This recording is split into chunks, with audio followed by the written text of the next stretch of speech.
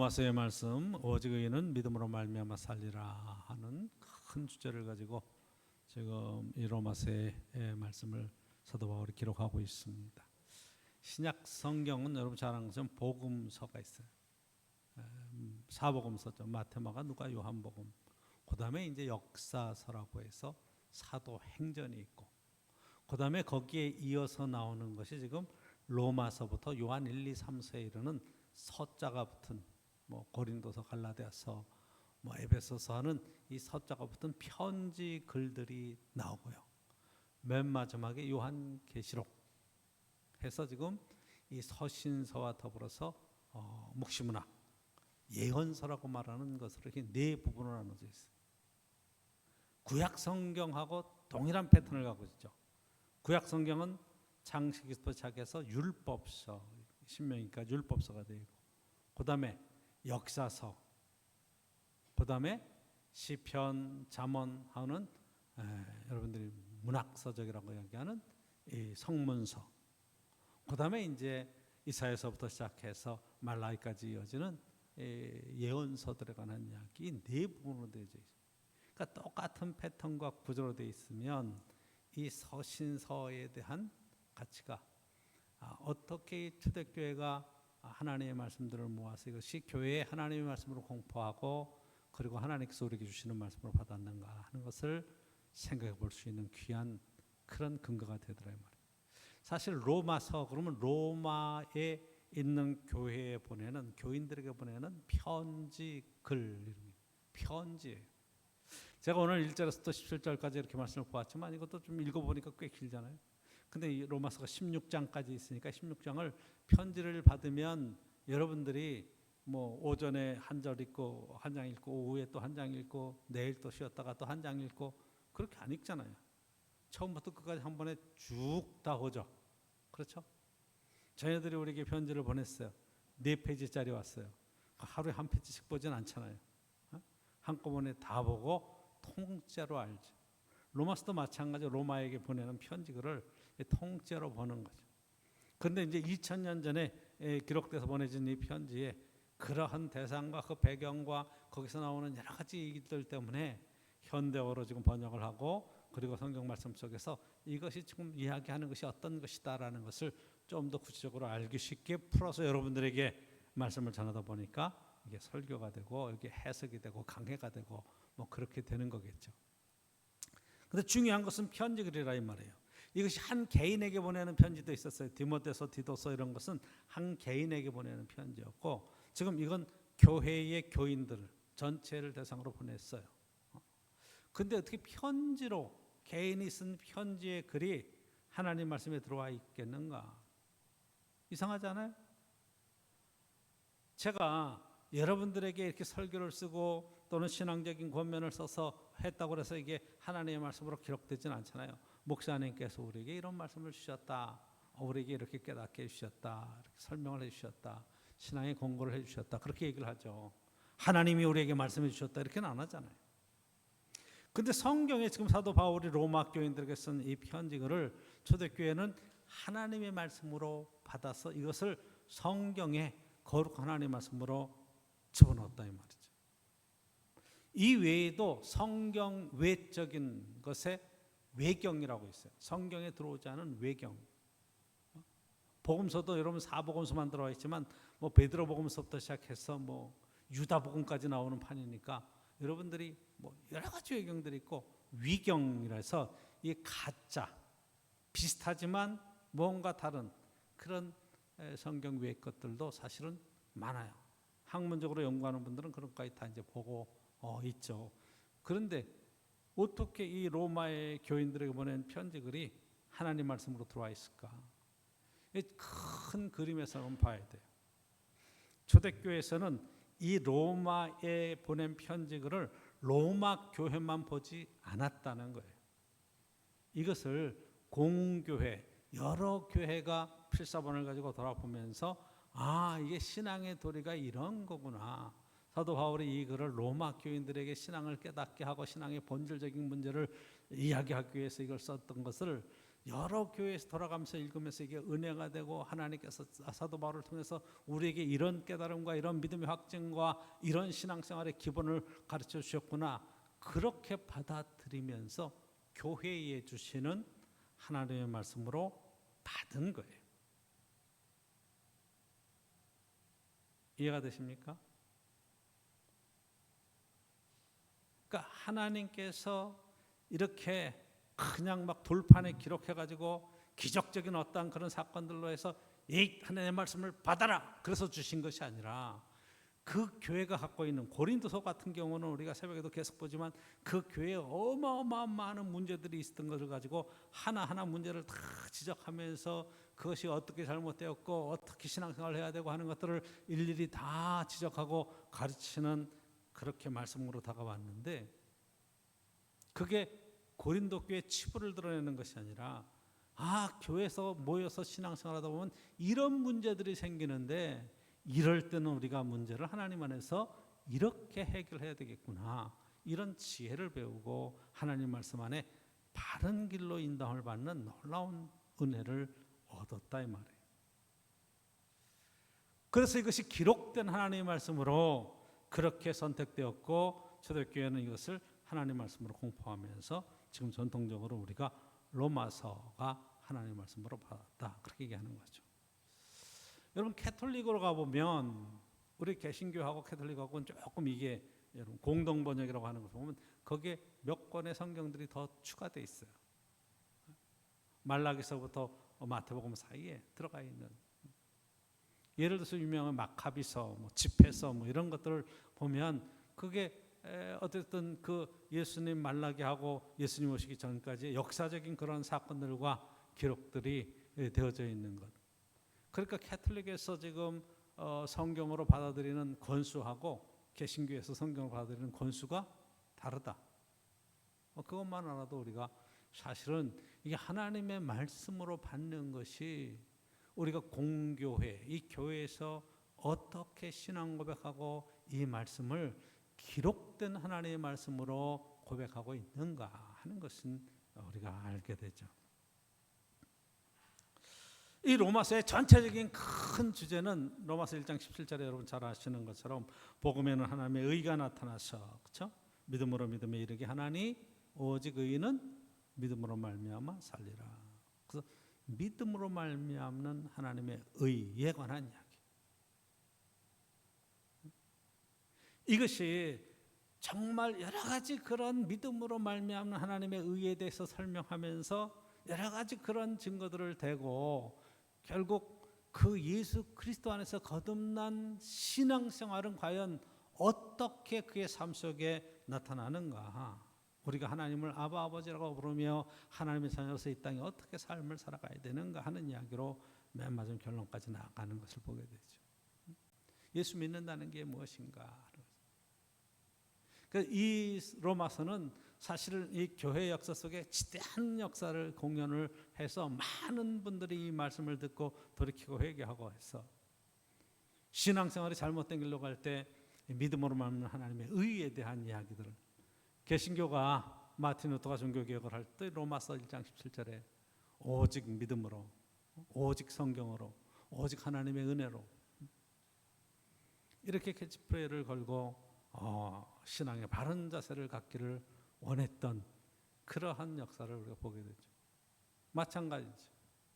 감리교회 시작하는 요한 웨슬레도 1700년대에 바로 이 말씀 속에 오직 의인은 믿음으로 말미암아 산다는 것. 로마서의 말씀을 그렇게 읽을 때 마음이 뜨거워지고 그리고 성령 충만해서 깨닫고 변화된 그러한 영국 성공회에서 나와서 이제 변화된 그런 신앙의 그런 외침을 가지고 복음을 전하면서 감리교회가 탄생하는 그러한 역사를 갖고 있는 것을 보게 되죠. 그러니까 로마서는 사실 이 믿음으로 말미암아 하나님의 의라고 하는 것만 제대로 깨닫고 저와 여러분들이 신앙생활해도 성경 전체를 이해하고 풀어가는데 놀라운 은혜의 역사들이 나타난다 이 말이에요. 굉장히 중요한 이야기죠. 신앙생활 해갈 때 우리의 가치 기준이 어디에 있느냐. 내가 교회를 다니는데 하나의 그런 모임, 하나의 그런 다른 다양한 사회 속의 어떤 그런 교회, 다양한 종교적인 모임 속에 하나를 다니는 차원의 얘기들이 아니라 이 말씀이 하나님께서 오늘 내게 주시는 말씀으로 내게 다가오고 내가 하나님 앞에서 의롭다고 인정되는 그런 놀라운 은총 가운데 하나님 안에서 바른 신앙생활을 세워갈 수 있는 축복이 우리에게 있다는 것, 얼마나 귀한 것인가.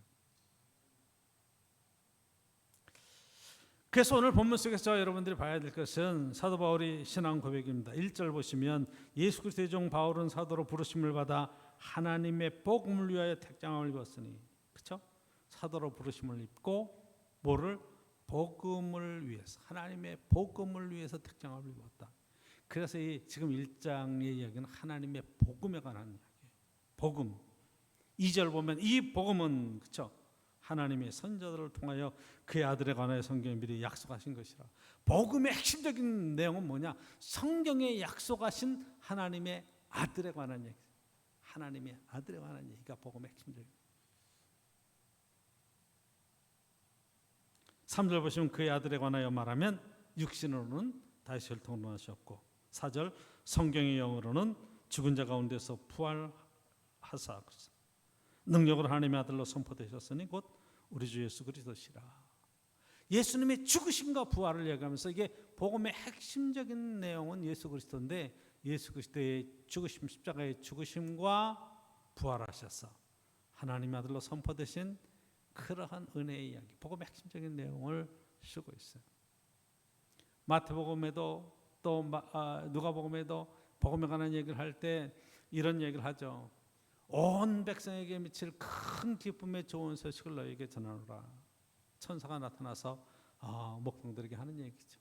온 백성에게 미칠 큰 기쁨의 좋은 소식, 굿뉴스. 다윗의 동네에 아이가 나셨으니 강보에 쌓여 놓은 아기를 볼 것이다.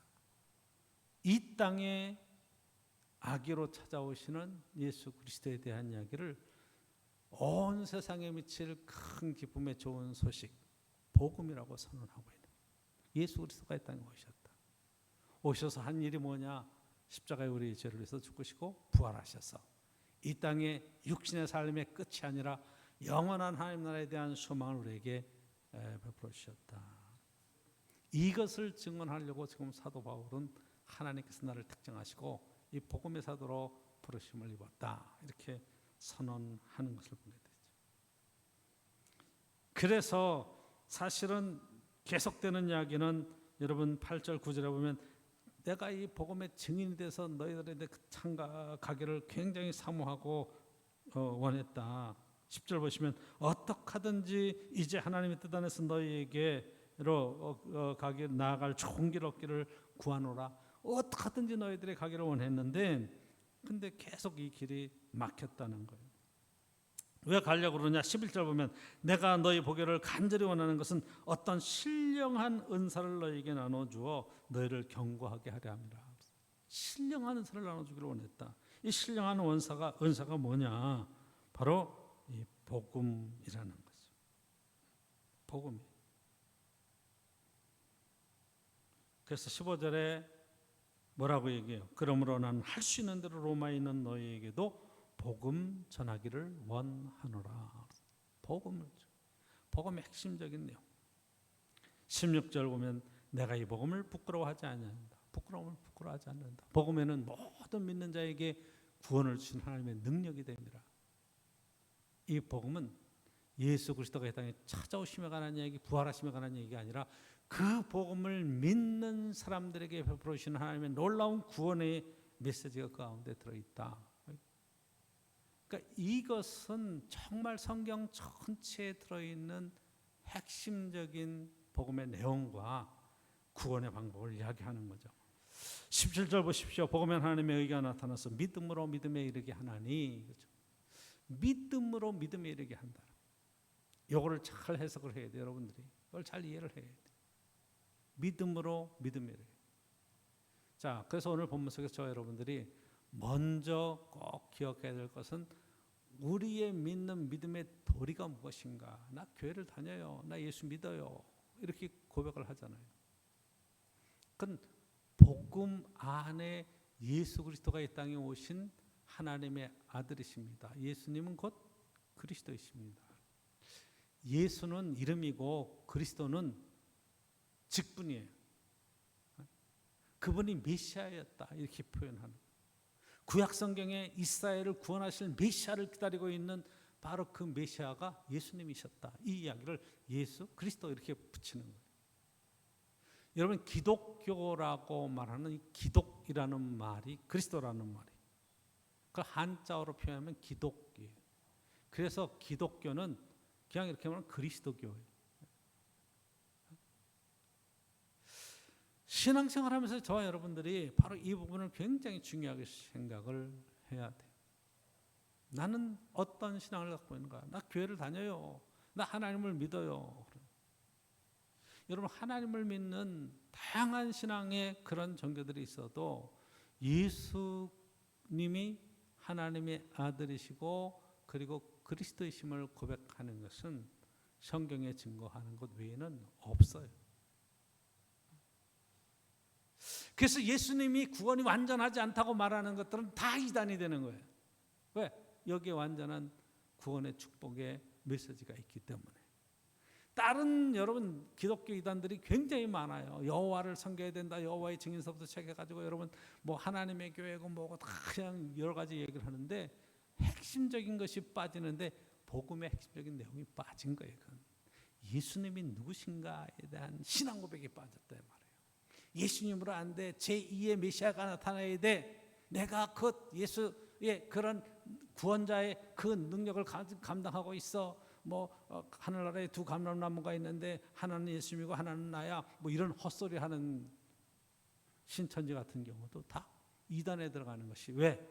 로마서의 말씀을 보면 너무 정확하게 복음으로 딱 해결이 되는 거예요. 신앙생활에 여러분 이 핵심적인 내용, 내가 예수님이 어떤 분이신가 하는 신앙 고백이 바로 되지 않고는 우리의 신앙이 설 자리를 다 잃어버리는 거예요. 사도 바울이 계속 얘기하는 이 예수님 이 복음으로 오직 은혜로 오직 하나님의 그런 은총으로 오직 하나님의 말씀으로 구원을 얻을 수밖에 없다고 말하는 이 말씀의 핵심적인 내용으로 우리가 들어가서 보면 바로 이 신앙의 우리가 기준이 무엇인가? 나는 교회를 다니면서 진짜 예수님을 진짜 믿고 고백하는가? 요한복음이 잘 얘기하고 있잖아요. 태초에 말씀이 계시니라 곧 그 말씀이 하나님과 함께 계셨으니 곧 말씀이 하나님이시라. 그 말씀이 육신이 돼서 우리 가운데 오셨다. 그렇죠? 말씀이 하나님인데 하나님이 육신을 입고 우리 가운데 오셨다. 예수님이 오셨다고 얘기하지도 않아. 이게 초대교회 신앙 고백이에요. 하나님이 말씀으로 태초에 창조하신 모든 얘기를 하는 걸 통해서 보면 이 예수님이 없으면 창조가 되어 있지 않았다. 이렇게 얘기하는 거예요. 예수님이 창조주시다. 요한복음은 그렇게 우리에게 고백하는 거죠. 사도 바울이 바로 이 신앙 고백을 하는 거예요. 예수님은 누구신가? 이 신앙 고백. 2000년 전에 나사렛에 오신 예수님에 관한 역사적인 그런 것도 사실이지만 그분이 하나님이 이 땅에 사람의 몸을 입고 오신 이 신앙 고백이 복음 안에 그대로 들어있어요. 우리의 죄를 위해서 십자가에 죽으시고 부활하셔서 하나님 보좌 우편에서 지금 이 땅을 친히 다스려 가시는 놀라운 하나님의 은총, 성령을 우리와 함께 하시는 삼일체 하나님에 관한 신앙 고백이 이 안에 들어있는 거예요. 예수님을 믿는 것은 여러분 하나님을 믿는 거예요. 그 하나님이 구약 성경에 나타나는 여호와 하나님만이 아니라 이 땅에 육신을 입고 우리를 찾아오셔서 우리를 진심으로 사랑하고 우리를 너무 사랑하기 때문에 목숨 걸고 십자가에 자기 목숨을 걸고 모든 것을 내어주시는 하나님의 사랑에 관한 이야기가 이 복음 안에 들어있는 거라 이 말이에요. 그게 죽으신과 부활은 바로 그거예요. 하나님이 우리를 얼마나 사랑하시는지 이것을 여러분 경험하고 나면 우리가 다른 신을 섬긴다? 말도 안 되는 거예요. 왜? 그렇게 사랑받았는데 어디 가서 지금 빌고 있다, 복을 달라고 그런다? 말이 안 되는 거죠. 하나님에 대한 오해를 빨리 풀어내는 게 신앙생활하는데 굉장히 중요한 거예요. 경배의 대상이라고 이야기하지만 여러분, 찬양과 경배 대상일 뿐 아니라 그분이 우리를 위해서 베풀어 주신 그 넉넉한 하나님의 은혜와 사랑이 얼마나 큰지를 찬양하는 것이 신앙 고백이 되어야 된다 이 말이에요. 나의 생명의 주인 되시고 내 삶의 모든 여정 속에 친히 동행해 주시고 우리의 삶의 모든 것들을 채워주시는 하나님의 그 큰 사랑과 은혜가 너무 커서 늘 감동이 있고 감격이 있는 귀한 삶을 살아갈 수 있는 것, 이게 예수님을 바로 믿는 신앙입니다. 복음 안에 있는 내용이에요. 육신으로는 다윗의 혈통으로 나셨고 성결의 영으로는 죽은 자 가운데서 부활하셔서 하나님의 아들로 선포되셨다. 그게 뭘 의미하는 거겠어요? 육신으로 이 땅에 찾아오신 그 구약 성경의 약속을 성취하신 예수님, 그리고 그 약속대로 이 땅에 오셔서 갈릴리 호숫가를 거니시면서 그 놀라운 은혜를 베풀어 주시는 하나님의 사랑과 은혜, 예수님의 기적과 말씀과 행하시는 모든 행적의 핵심적인 내용은 우리의 연약함을 얼마나 돌봐주시고 친히 감당해 주시며 사랑해 주셨는가 하는 삶의 여정 속에 나타나는 모든 이야기를 쓰고 있는 거예요. 그러니까 내가 인격적으로 예수 그리스도를 만나고 내 삶에 들어오셔서 내 가장 연약한 것과 내 속의 형편과 사정과 모든 삶의 여정을 친히 감당하시며 다스리시는 그 은혜를 여러분들이 경험하지 않으면 예수님을 잘 이해하지 못하는 거예요. 2000년 전에 죽은 자를 살리셨다가 아니라 오늘 내 마음이 죽은 자와 같이 낙심하고 처져 있는 삶 속에 찾아오셔서 나를 살려주셨다. 이 고백이 있으면 부활을 경험하는 거죠. 부활은 예수님이 죽었다가 살아났다의 차원이 아니라 저와 여러분들이 나사로야 나오너라 하듯이 그 죽은 사람이 살아나서 지금 하나님 안에서 새로운 생명을 살고 있다, 이 신앙 고백이 되는 것이 부활을 경험하는 신앙이라는 말이에요. 교회를 다녀도 다니기 전이나 다닌 후나 그냥 세상 염려 근심 걱정 있고, 왜 내가 하나님 앞에 기도해도 하나님은 내 기도를 안 들으시는지 모르겠어요. 내 마음의 소원은 이렇게 하고 이렇게 성공해서 정말 하나님 일도 하고 싶고 이런 것도 하고 싶은데 하나님은 왜 내 마음의 소원을 안 들어주시는지 모르겠어요. 여러분, 다 그런 게 중심이 아니에요. 하나님의 사랑이 내 안에서 얼마나 넘치는지, 이런 것들로 여러분 신앙 고백하면서 우리의 믿음이 무엇이 출발점인가 하는 것을 제대로 아는 것이 굉장히 중요한 겁니다. 오늘 본문 속에서 저와 여러분들이 봐야 될 것은 이거예요. 이게 지금 복음에는 하나님의 의가 나타났다 이렇게 얘기하고 있죠. 그렇죠? 17절에 믿음으로 믿음에 이르게 한다. 제가 강조하고 싶은 것은 이 믿음으로, 앞에 있는 믿음에 관한 얘기와 뒤에 있는 믿음이에요. 여러분, 창세기 예를 들게 뒤에도 이제 아브라함의 이야기를 통해서 사도 바울이 쭉 설명하고 있는데, 하나님이 아브라함을 부르실 때 창세기 10장에서 부르시잖아요. 그렇죠? 11장 말에 데라와 함께 갈대아 우르를 떠나서 하란으로 갔다. 그리고 12장에 내 본토 친척 아비 집을 떠나 내가 내게 지시할 땅으로 가라. 그렇죠? 내가 너를 복을 주어서 너를 모든 민족이 너를 통해서 복을 얻게 만들 것이다. 하나님이 부르셨어요. 하나님이 아브라함을 찾아오신 거예요. 성경 이야기. 아브라함이 열심히 산에 가서 기도하고 막 수도를 해서 하나님을 찾아가서 만난 것이 아니라 하나님이 찾아오셔서, 그래서 말씀하시니까 그 말씀대로 따라 나서서 그저 쭉 나가죠. 근데 아브라함이 가는 길에 모든 일이 형통하게 잘 되냐? 그러면 아니, 가나안 땅에 막 그렇게 해서 들어왔는데 기근이 들어서 막 또 이렇게 또 애굽으로 내려갔다가 올라왔다 뭐 여러 가지 일들을 당하잖아요. 그러니까 마음이 상할 수밖에 없어요. 근데 하나님께서 15장에 보면 아브라함을 데리고 나오셔서 하늘의 별을 봐라. 네 자손이 저 별과 같을 거야. 땅의 모래를 봐라. 모래를 쫙. 네 자손이 땅의 모래와 같을 거야. 그랬더니 아브라함이 그 하나님의 말씀을 믿으니 하나님께서 그 믿음을 의로 여기셨다 그러거든요. 누가 믿게 하냐 하면 하나님께서 믿게 해주시는 거야. 그렇죠? 봐라. 그리고 믿어라. 땅을 봐라. 내가 이렇게 만들 거야. 이게 하나님이 우리에게 주시는 믿음이에요. 믿음으로 믿음에 이르게 하나님. 하나님께서 그렇게 말씀하시는 것을 하나님이 창세기 10장서부터 13장, 14장, 15장 쭉 내려오시면서 여러 가지 시련과 고난 속에서도 어떻게 도와주시고 해결해 가시는가 하는 것들을 몸소 경험하면서 하나님이 하늘의 별을 보면서 약속하신 것을 아브라함이 믿었다는 것은 그 다음에 하나님의 믿음의 이야기를 아브라함이 믿었다. 그래서 믿음으로 믿음에 이르게 하나니라고 쓰는 거예요. 저 여러분들이 신앙생활 할 때, 저도 교회를 다니고 신앙생활 해볼 때 내가 예수님을 믿어야지, 내가 교회를 믿어야지 막 이렇게 해서 신앙생활 하지를 못했어요. 처음에는 그런 줄 알았어.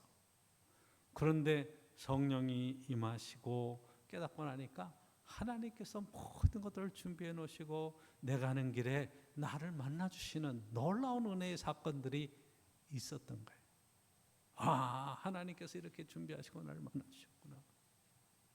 깨닫고 나니까 감동이고 감격이고. 사도 바울도 똑같은 고백을 하는 거예요.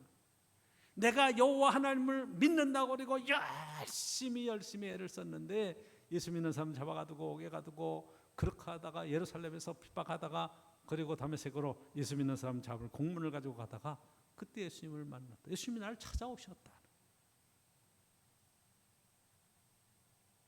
그리고 눈이 띄어지고 그리고 자기가 예수님이 하나님의 아들이신 것을, 예수님이 메시아이신 것을 믿게 되었다. 그렇죠? 예수님이 찾아오셔서 믿게 된 거지. 사도 바울이 율법 안에 여호와 하나님을 열심히 섬겨서 여러분 잘못된 거래요. 여호와의 증인들이 뭐가 잘못됐냐? 여호와 하나님을 열심히 섬기면 사도 바울과 같은 그런 실수를 동일하게 하는 거예요. 예수님을 믿지 못하는 거예요. 예수님을 영접하지 못하는, 예수님을 만나야 되는데, 이 믿음의 자리로 들어가야 되는데, 어머니와 함께 아버지와 함께 어려서부터 교회를 열심히 다니는 우리 모태신앙이라고 참 힘들어요. 왜? 교회 생활이 너무 익숙한데 예수님을 만나야 되는데 성경도 알고 설교도 듣고 다 한데 내 마음속에 찾아오신 예수님에 대한 큰 감동과 은혜가 없어. 그래서 교회 여러 가지 활동도 하고 하는데 잘 안 돼. 그러니까 늘 뭔가 하나가 빠져 있는 것 같은 느낌. 여기에서 정말 결정적으로 예수 그리스도께서 우리를 찾아오시는 성령의 은혜를 경험해야 되는데, 그래서 고난을 통과하면서 고난도 내게는 유익이라 말하는 바로 다윗의 신앙 고백이 바로 이 부분. 왜? 이 고난을 통해서 내가 누구를 통해서 하나님의 그 큰 은혜를 경험하면서 정금 같은 신앙으로 변화돼 나오기 때문에 내 인생에 찾아오시는 예수 그리스도를 만나야 되거든요. 성경의 이야기는 다 찾아오시는 이야기지 찾아가는 이야기가 아니에요. 그리고 저와 여러분들이 신앙생활하면서 뭘 예수님을 얼마나 찾겠어. 주일 와서 예배드리고 월요일서부터 시작해서 직장에서 막 빗대고 가정에서 뛰고 막 애들하고 막 정신없고 이러는데 무슨 예수님을 언제 만나. 쉽지 않은 거예요. 내가 정말 말씀을 깊이 연구하고 묵상하고 정말 주의 은혜를 사모하면서 찾고 찾는 자가 주님을 만난다고 말할 때 정말 그 간절히 사모하는 사모함이 내 속에 있는가, 이런 것도 또한 문제가 되겠죠.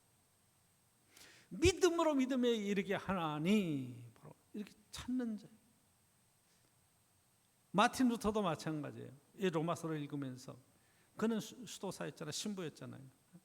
계속해서 그때가 1517년 1500년대가 그 지금 로마에 있는 바티칸에 있는 그 성 베드로 성당을 짓는 때였어요.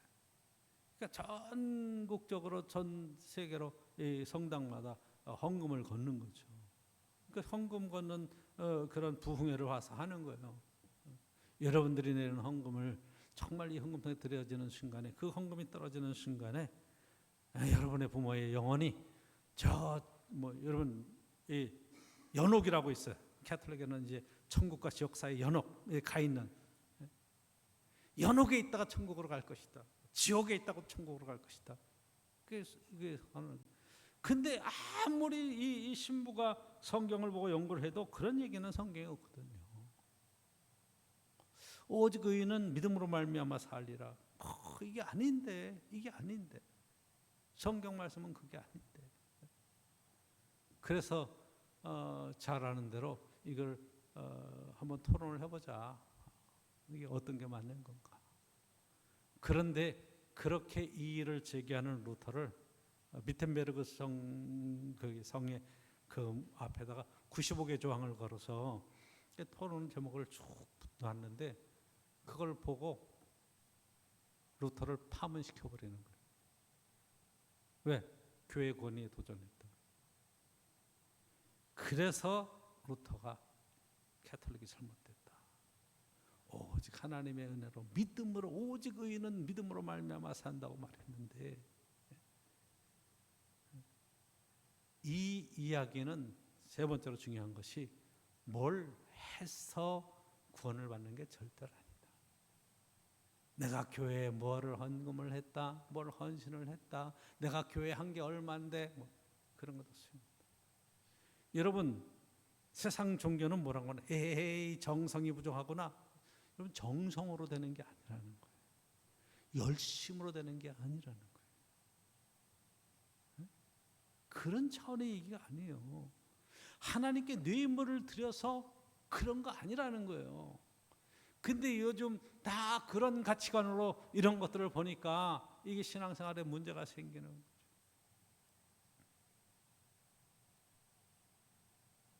사도 바울이 말하는 건 율법으로 구원을 얻을 수는 없다. 오직 믿음이다라고. 율법의 행위로라고 얘기하는 것은 내가 뭘 했기 때문에, 뭘 지켰기 때문에, 구약 성경에 말하는 그 여호와 하나님의 율법과 십계명과 여러 가지 그런 종교적인 행위를 했기 때문에 하나님께서 우리를 구원해 주시는 것이 아니라는 거죠. 바로 이 부분이 오직 의인은 믿음으로 말미암아 산다고 말하는 핵심적인 내용. 그러니까 신앙생활하면서 저 여러분들이 교회를 열심히 다녀요. 그래서 내가 교회를 다녀서 하나님 앞에 의롭게 되거나 하나님 앞에 상을 받는다고 자꾸 그렇게 가르치는 것은 잘못되는 거예요. 그렇죠? 예수 그리스도를 만나고 그 은혜가 너무 감동스럽고 감격스러우니까 내가 그 어떤 것보다 예배를 드리는 것에 우선순위를 세운다. 이게 정답이에요. 모든 것이 하나님께서 내게 주신 은혜가 크기 때문에 내게 주신 모든 것에 10분의 1을 내가 드립니다. 이게 정답이에요. 다 그러면 10분의 1은 하나님 거고 10분의 9는 내 건가? 아니, 그게 아니에요.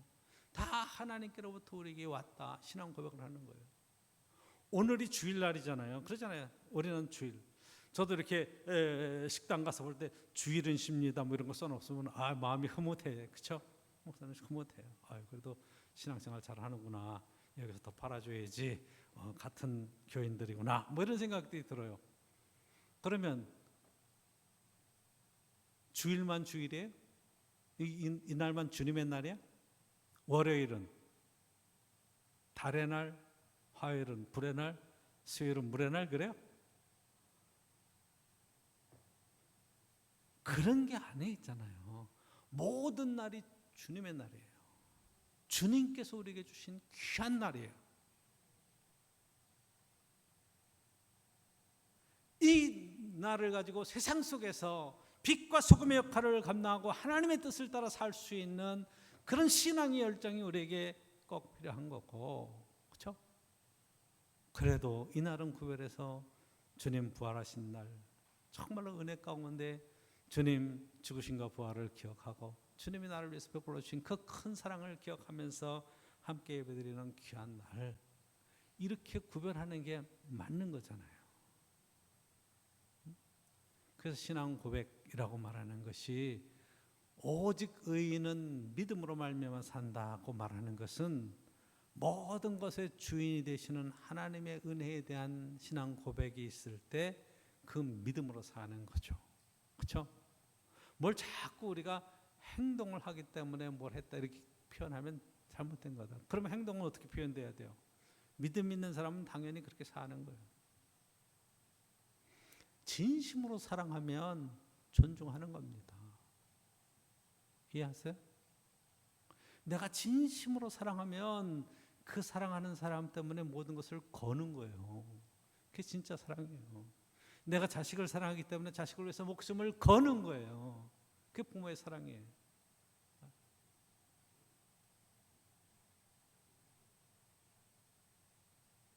애들 뭐 놔놓고 뭐 지네 인생 지가 살겠지 뭐.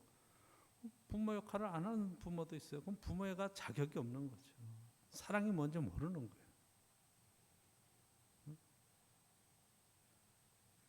정말로 사랑한다면 존중하고 최선을 다해서 함께 살아 나가는 거예요. 부부 사이도 마찬가지예요. 여러분 사랑으로 시작했잖아요. 그렇게 시작해서 끝까지 이 길을 가야 되는데 어느 날 자꾸만 사랑이 식어요. 자꾸만 문제가 생겨. 그러면 엉뚱한 일들이 생기죠. 왜? 존중과 배려와 존경이 사라지잖아요. 그러면 생각해야 돼. 내가 진짜 사랑하는 게 맞나? 정말 그리스도의 사랑이 나를 온전히 사로잡아서 내가 진심으로 사랑하며 살 수 있기를 기도해야 된다 이 말이에요. 그래서 신앙생활은 여러분 그냥 대충 주일 와서 예배 드리고 헌금하고 그냥 주일 지켰다 그러고 사는 삶이 아니라니까요. 한없이 진지한 거예요. 초대교회가 세상을 변화시킬 수 있었던 놀라운 능력은 바로 이것 때문에 그래요. 네가 종이었었느냐, 종의 자리에서 부름을 받았느냐. 로마서는 그 얘기도 해요. 종으로 부름 받았느냐. 그러면 상전을 주님께 하듯이 섬기고 살아가라. 인생은 똑같은데 하나님 앞에 똑같이 창조되었는데 그리고 대들고 싸우는 게 아니라는 거예요. 이해를 하시겠나요? 목사님 그건 그때 사정이죠. 아니 지금도 동일해요. 하나님의 큰 원리와 사랑은 이 땅에 우리에게 맡겨진 귀한 사명의 이야기를 쓰는 거죠. 사도 바울이 자기가 갖고 있었던 모든 그런 권리들을 다 내려놓고 이 복음을 위해서 증인이 돼서 지금 로마로까지 가서 지금 복음을 전하기를 사모하면서 애를 쓰는 오늘 본문에 마음이 들어있잖아요. 내가 너희를 가기로 얼마나 애를 썼는데 계속 길이 막혔다. 이 길을 어떻게 가는 거예요? 로마서 27장 28장 쭉 보면 배를 타고 그렇죠? 그렇게 해서 4차 전도 여행의 이야기로 로마에 들어가면서 이틀 동안 머물면서 거기서 복음을 전하고 로마의 교인들을 만나는 이야기가 나오잖아요.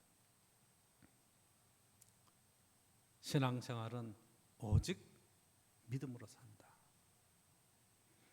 다시 한번 여러분 물어봐야 돼요. 믿음이 뭐냐? 히브리서 11장 1절에는 믿음장이라 히브리서 11장 믿음은 바라는 것들의 실상이요 보이지 않는 것들의 증거니 선진들을 이뤄서 증거를 받았느니라. 믿음은 바라는 것들의 실상이에요. 뭘 바라요? 예수 그리스도를 바라고 하나님 나라를 소망하면서 바라보면 내가 그 믿음을 이 땅에 실제로 드러내는 거예요. 보이지 않는 것들이 내 삶의 증거로. 나 예수님 믿어요. 그러면 예수님이 우리 눈에 안 보이지만 내 삶의 증거로 다 드러나는 것이 믿음이에요. 그 믿음이 있습니까? 물어보면 이걸 보여줘야 되는 거예요. 오직 의인은 뭐라고? 믿음으로 산다.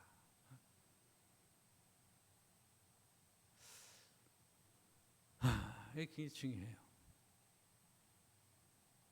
마지막으로 한번 할게요. 여보 나 믿지? 오빠 믿지가 아니라 여보 나 믿지? 믿음에 흔들림이 없어야 돼요. 실망시키지 말아야 돼요. 그렇죠? 믿음으로 승리해가는 귀한 은혜가 있기를 간절히 축복합니다. 기도하겠습니다.